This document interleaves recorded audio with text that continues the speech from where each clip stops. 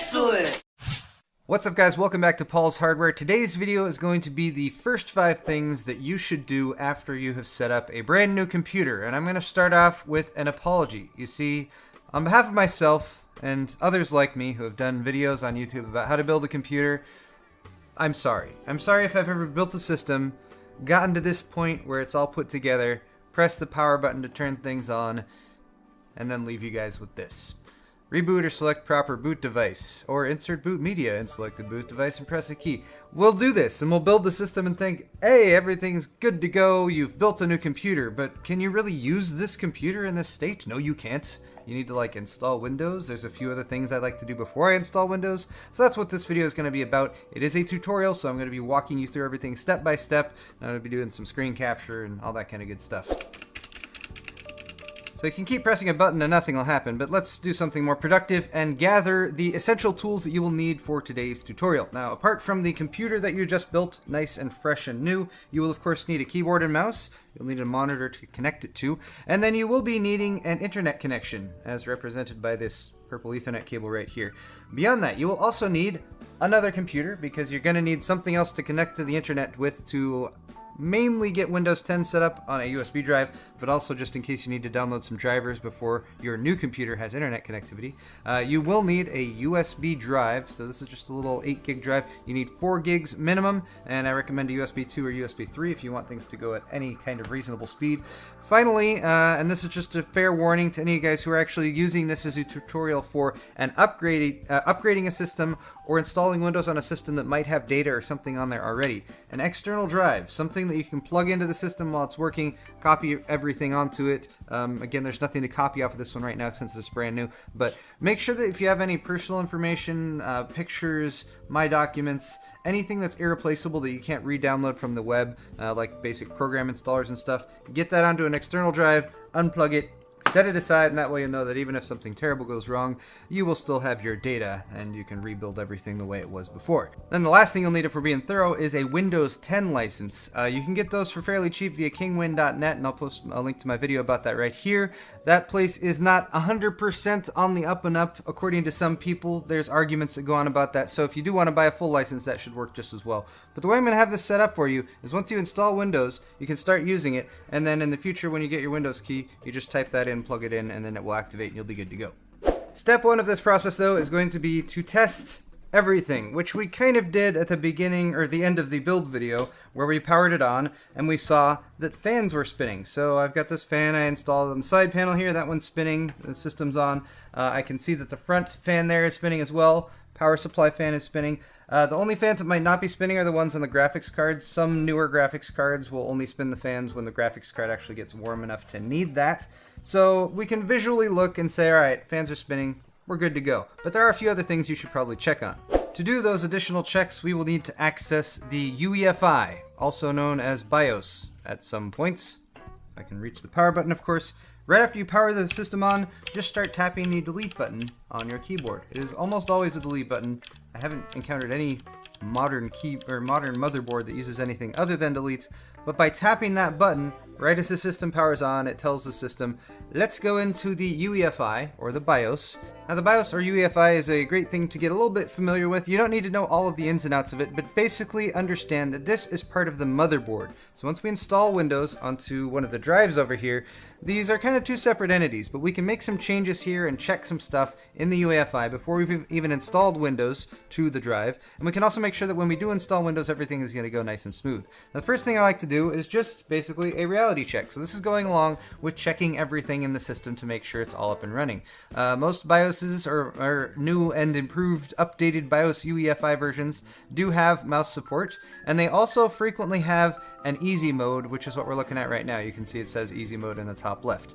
This is the BIOS for the B150M Pro 4V from ASRock, and it gives us a quick look at, for instance, what's installed. So we can see our i5-6500 CPU has been recognized there, as well as its processor speed. We can see DRAM information here, so DIMMs A1, A2, B1, and B2, and we can see that it is recognizing 2 8 gig sticks installed there, which is what we installed, so that's good too.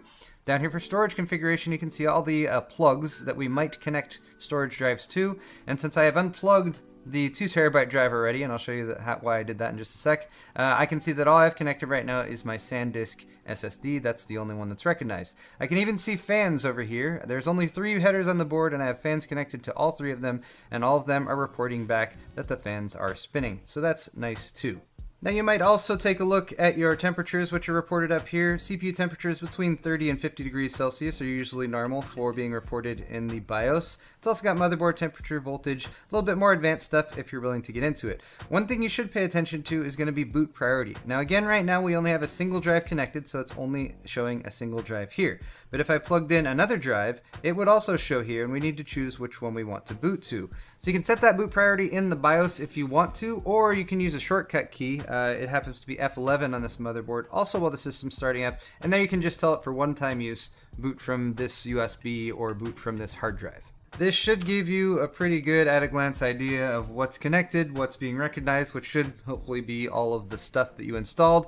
However, one other thing that you might want to do, and this is a being thorough type of step, is to check all the other different stuff on the motherboard, all the other different connection points that might not have things connected to them for right now. So for instance, our DRAM is in slots A2 and B2 right now.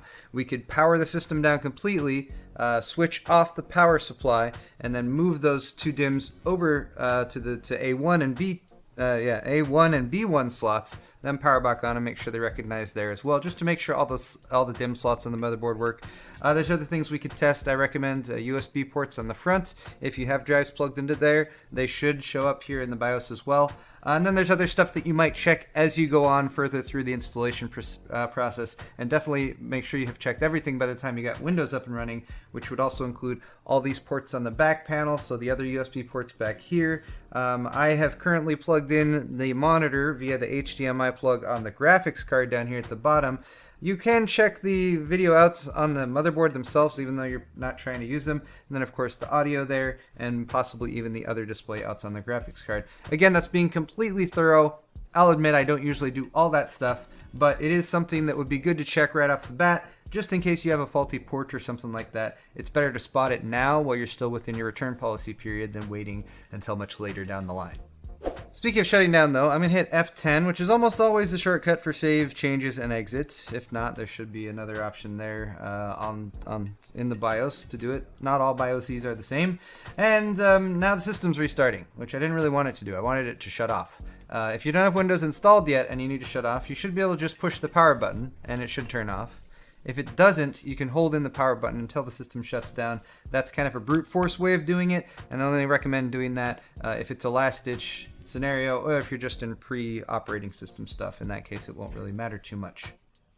A brief in-between step here before we move on to the finer points of installing Windows is I only like to have the drive I'm installing Windows to actually connected while I'm going through the installation process. So what I did here with my 3.5-inch drive, which is just going to be storage, is I just went and unplugged the SATA cable from it, which is pretty simple. You could actually plug just the SATA data cable, or you can unplug the power cable, one or the other. Either way, the drive won't work anymore, at least won't be recognized as connected to the system.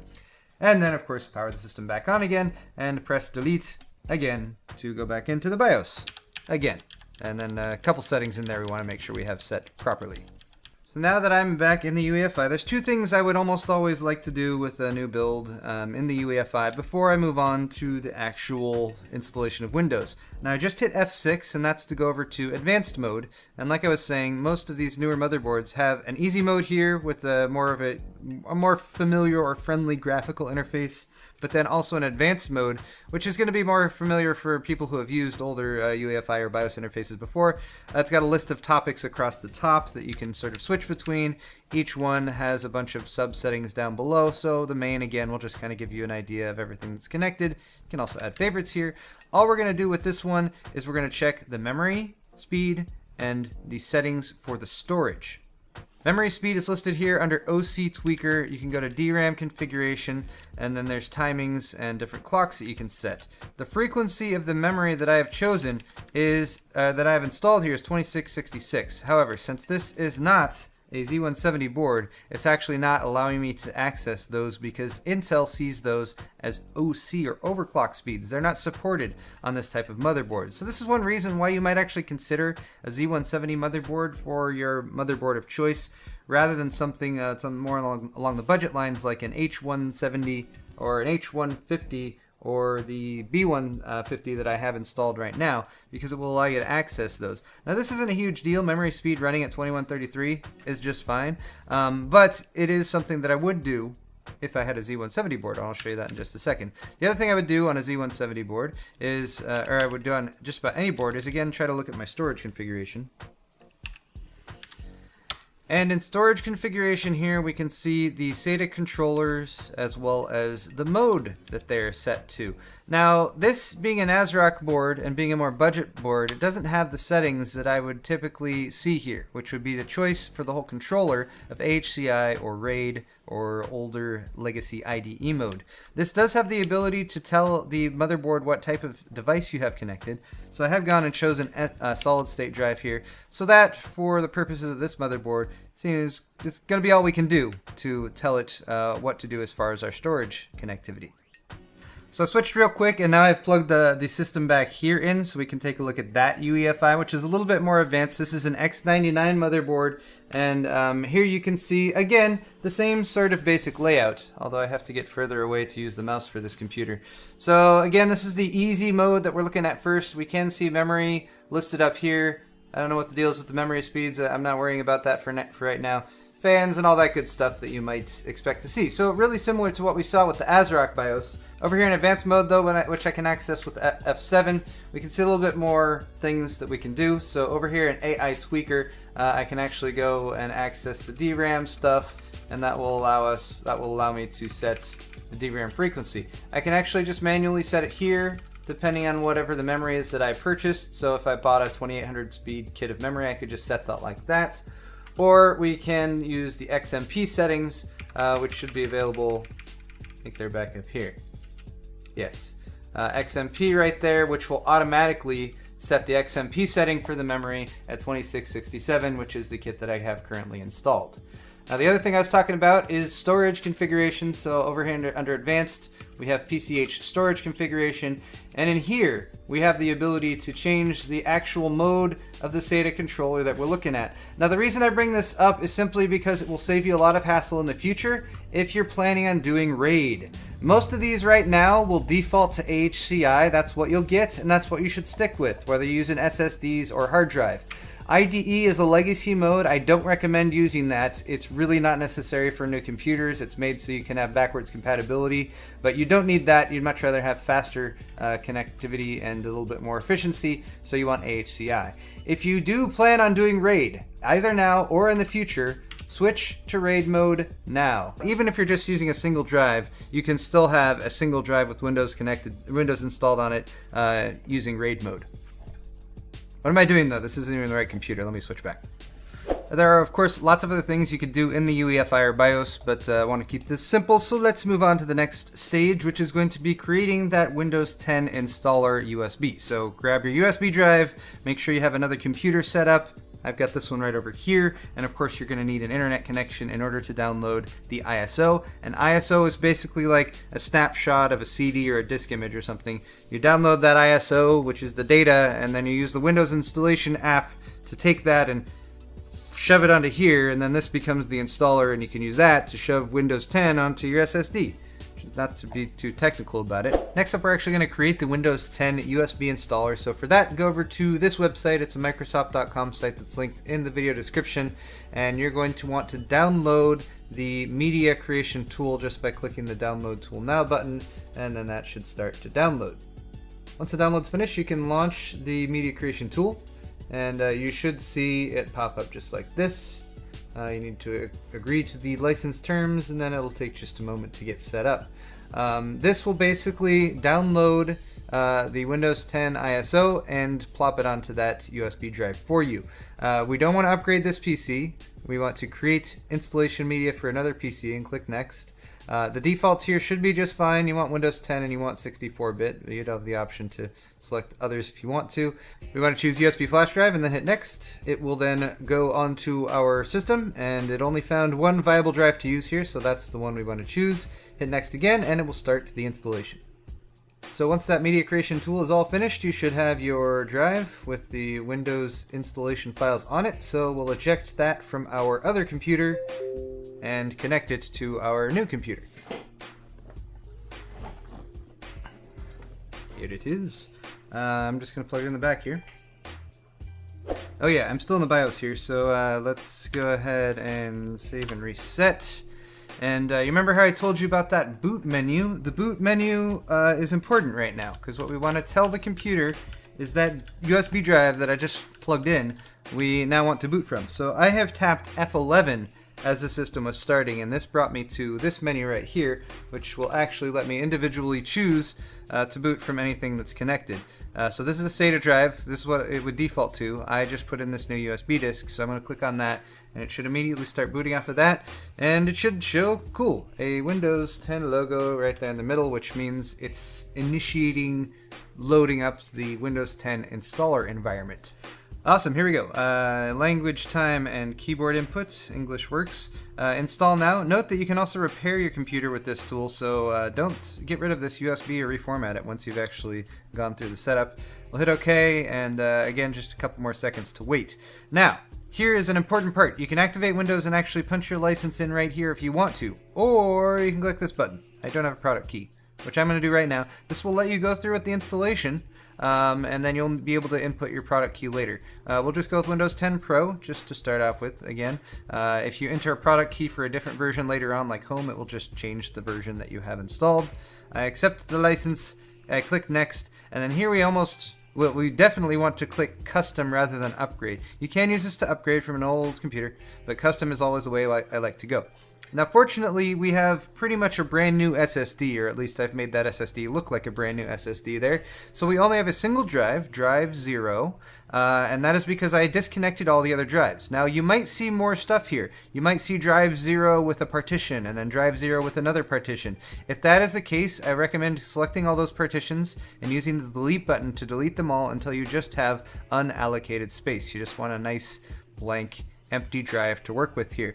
One final trick, and this is kind of a little bit more advanced, but I will tell you guys how to do it. If you hit Shift F10 in this menu, you can pull up a command prompt, and this will allow you to do a bit more fanciness if you really have problem installing to the drive that you're installing to. Now, I would say only use this in dire scenarios. If you don't see a drive listed here at all, for example, you might need to click Load Driver. And in this case, you might need to download a driver from, say, your motherboard manufacturer's website, and then load it up here by clicking Browse, and then that would allow you to say, you could just put it on the same installation USB that you had Windows 10 on, and then you could select it there, load up a driver, and then that will tell the Windows 10 installer how to talk to the hardware that you're currently working with. We're not going to do that though, but I will show you how to totally clean a drive if it's necessary. So Shift F10 to get here to the command prompt, type diskpart, D-I-S-K-P-A-R-T.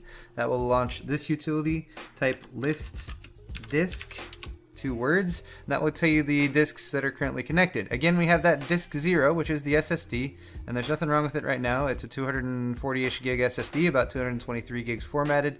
And then we also have disk 1, which is the 8 gig drive that Windows is currently loading off of. Now, if disk 0 was giving us some issues, if we were getting an error like we can't install there or something, all we would do is type select disk 0, and then it will tell you it's the selected disk, and then type clean. And then hopefully it will tell you that it succeeded in cleaning the disk, and then you can type exit. There are more things you can do at diskpart, but I don't want to distract you guys too much from that. Anyway, then you would hit refresh, or potentially you might need to restart the system and reload back into this operating system environment, but the drive should then pop up there if or it should at least give you the option to install into it, and then just hit next, and then it should automatically go through this next process, and it'll tell you as it goes, copying files, getting files ready, installing, and blah blah blah. Let's come back when this has gone through the motions. So one of the really nice things about installing Windows 10 off of a USB drive, as opposed to the older installation method of installing from a optical disk, is it's a lot faster. This whole process has only taken somewhere in the 10 to 15 minute range. And you'll note that since I used the F11 to boot off of that USB drive, I didn't change the boot order that the motherboard has set up. So After it did the initial installation off of the USB drive, it restarted the system, and then it went back automatically and started booting off of the SSD. If you've gone into the motherboard boot order and you've told it to install off the USB drive, it can go through that initial setup process, reboot, and then boot off of the USB drive again and go back into that installation environment. If it does that, just shut the computer down, unplug that disk, and then boot it again, and it should go and start loading off of the stuff that's on the SSD or whatever drive you installed to. Now this is the Get Going Fast page, and we want to we always want to customize here. This is where you can turn off the features that has Windows 10 track you. So I literally turn every single one of these switches off. There are 2 pages of them. I don't want it to do any of these things. I don't want it to automatically connect to hotspots. The one thing I sometimes leave on is using Smart Screen online services to help protect against malicious content and downloads and sites loaded by Windows browsers and store apps. That one I think is okay to leave on. Anyway, everything else turn off, hit next, and in just a moment we'll be able to set up, right now we will be able to set up whether we're going to be using this computer by itself or as part of a Microsoft account. I usually use it by itself. I'm calling this computer 11 because it's in a Core 1100. And then you would always want to enter a password. I'm not going to do that for right now just for the sake of simplicity, but use a password. It's a really good way to keep your computer much more secure. I'm going to pass on using Cortana for now as well. And I think Windows 10 is like almost installed now. It's the exciting part. You never know when it's going to finish. Oh good, let's start. Well, I don't think I've been doing a very good job of calling out the numbers for my 5 things here, but that is the end of thing 4, which is installing Windows 10. Windows 10 is now installed.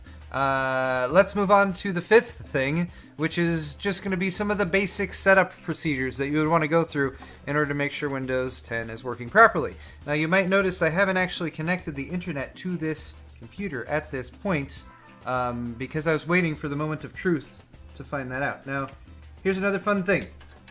Windows 10, the installer, the information that is on this little USB drive, only has a certain amount of info when it comes to different hardware that it might encounter. Hardware that it encounters that it doesn't understand how to use, it needs a driver for. So what we're going to be doing is installing drivers to make sure the different individual elements, the graphics card and the chipset and different parts of the motherboard will play nicely with Windows 10. The other thing, and the reason this was a moment of truth, is you might notice when I plugged in just now, it immediately recognized that I'm connecting to a network. If it's a home network, do what it says. I want to hit yes, since this is a home network. Now, if you plugged in the internet and it didn't work, it would mean that the Windows 10 operating system does not have an up-to-date driver for your network specifically, and that's an important one to get connected because that means you have internet connection. If you have just a network connected, then you can connect to the internet to download everything else you need as far as drivers go.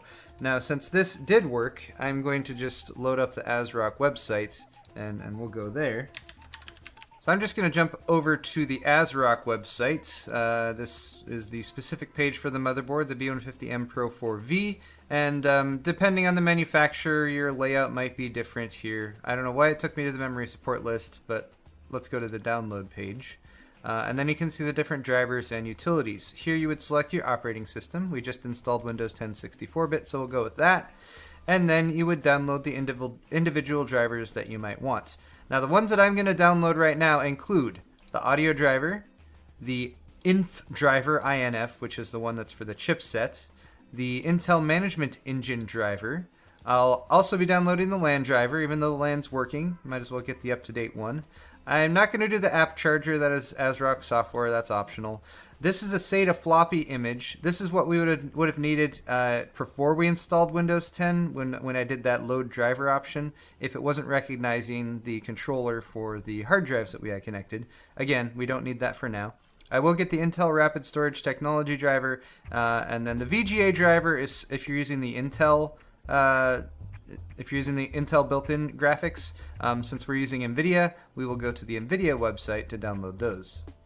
And from the NVIDIA GeForce driver website, we can select the manual driver search. Since we know what GPU we just installed, it's a 1060, and we're on Windows 10 60.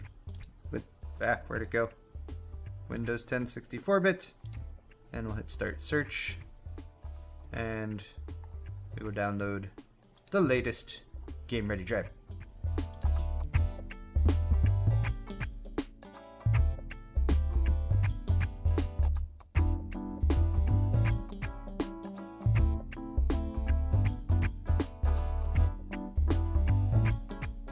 And there are all my downloads going.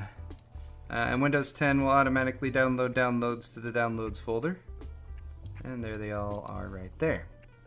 Now that all of our drivers have finished downloading here, we'll go ahead and install them one at a time. I like to make a folder on the desktop, call it drivers, keep things a little bit organized. And I usually start with the chipsets, and then after that the order doesn't really make too much of a difference, I don't think. But I will unpack one, load it up, hit setup chipset, and start to realize all the little tweaky things I need to do with Windows 10 to make it actually behave and do what I want. Anyway, we'll just hit next and accept and install, and it will start installing things there, no big deal. In the meantime, oh god, come back screen. It's just thinking about things. This is what happens while you install drivers, by the way. It's usually not a big deal. Oh good, changed the layout there. Anyway, while we're doing this, we can hit View over here and go to Options and change our folder options and change Open File Explorer to this PC, and go to View and you know, hit the display and show hidden files and don't hide empty drives, and especially don't hide extensions for known file types. That's stupid. And then we hit OK, and that makes things slightly better. Oh, now we can tell that this is an executable. For more fun tips like this, check out my first 5 things I do with a new Windows installation. It's still mostly relevant, even though it's a Windows 8 installation I was talking about there. Alright, one other thing to point out when you're installing drivers. If it tells you to restart, restart. Don't wait. Don't hit restart later. Just restart. Give it a second. Just do things in the proper order. And come back and then continue along the way. Now, one thing you might notice as you're going through here and installing drivers and stuff is that Windows is also doing things on its own. Like, for example, I now have an NVIDIA control panel, even though I haven't installed the NVIDIA drivers yet. Windows will automatically download WHQL, or Windows Home Qualified, I forget what it's called. It's the Windows list where they have said, yes, these drivers are valid. However, they're not always up to date, so even though Windows downloaded this NVIDIA driver, which is better than the default driver it was using, it's still 372.90, so I would still recommend, rather than just letting Windows make all your decisions for you, still download the latest drivers. So for instance, here's the NVIDIA driver that I just downloaded, which is a little bit more up to date than the one that Microsoft downloaded for me. So we'll hit OK there, and we'll go ahead with the driver installation for the graphics. Of course, I still have all the other ones here that I downloaded, the LAN driver and management engine and stuff, so I'll continue with those. But we also need to do one other important thing. We're getting much more closer to being able to just start going willy-nilly and installing Steam and installing like other apps and stuff like that. Ninite, N-I-N-I-T-E, is a great website to do that. For all those little apps that you would go and download individually, you can actually just choose a bunch of them with checkboxes and it will download an installer that does them all at the same time. What I'm going to do right now, though, is something that I should probably do while the system's off. But for SATA, it's usually not a big deal. I'm going to plug this hard drive back in.